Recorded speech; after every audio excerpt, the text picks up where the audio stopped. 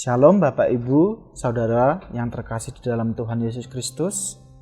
Puji dan syukur kita naikkan kepada Tuhan Yesus karena kesempatan hari ini kita boleh kembali lagi bisa menerima renungan harian. Hari ini saya akan membawakan renungan harian yang berjudul Membangun Manusia Roh. Manusia adalah makhluk roh di dalam wadah tubuh.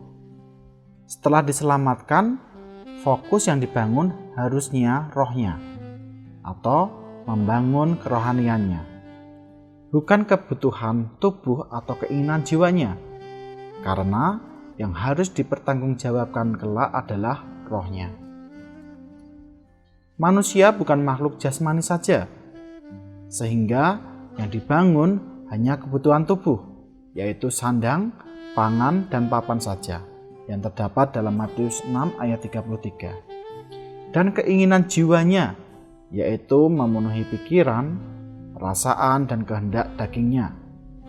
Akibat tidak membangun kerohaniannya, saat mau mati ada rasa takut, karena rohnya menyadari bahwa dirinya belum berkenan di hadapan Tuhan.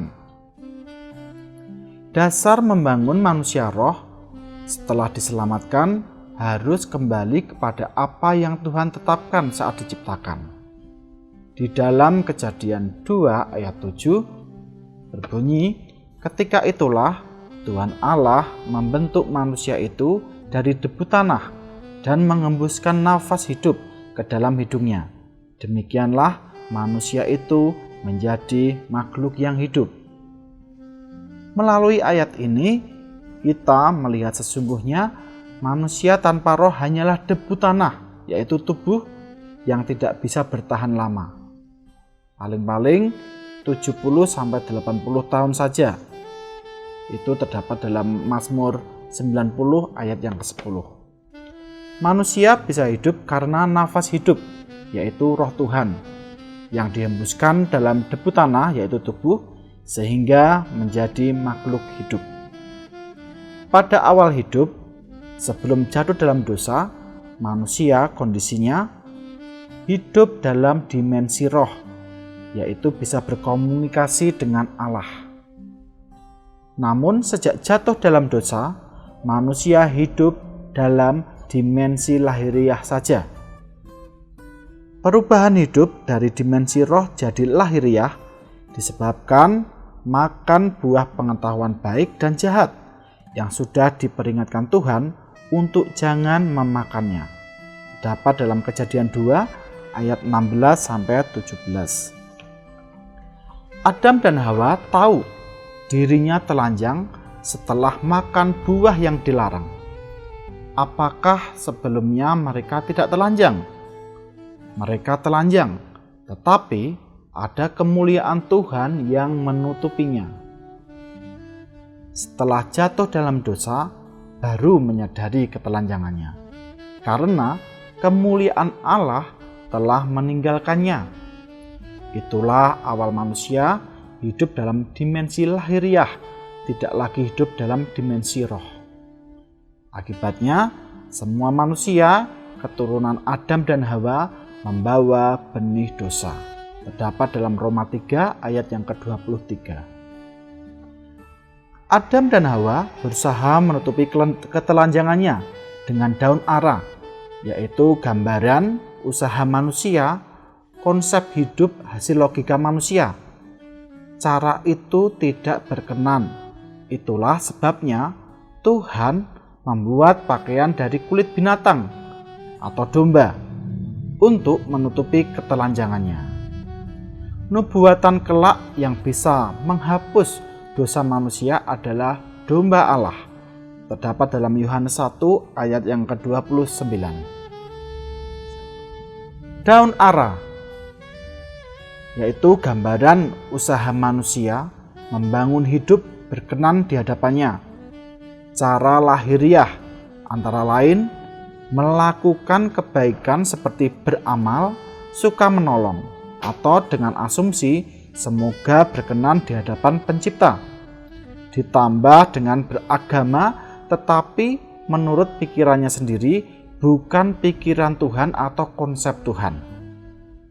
Akibat kejatuhan manusia, fokus hidup hanya membangun keinginan dagingnya. Cari uang banyak untuk memuaskan keinginan dagingnya. Yang dibangun kepuasan jiwa saja, seperti gengsi, harga diri, tidak mau kalah bersaing dalam penampilan dengan orang lain. Merasa puas kalau bisa lebih dari yang lainnya, itu semua yang dibanggakan.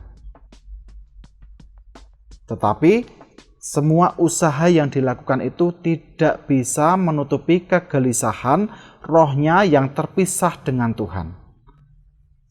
Selama manusia belum membangun manusia rohnya, ia akan selalu gelisah takut karena belum ada hubungan dengan penciptanya. Semua usaha dan kebaikan manusia di mata Tuhan seperti kain kotor, terdapat dalam Yesaya 64 ayat yang ke-6. Sebab yang rusak dari manusia adalah keberadaannya, bukan hanya moralnya yang rusak atau perbuatan dan tindakannya.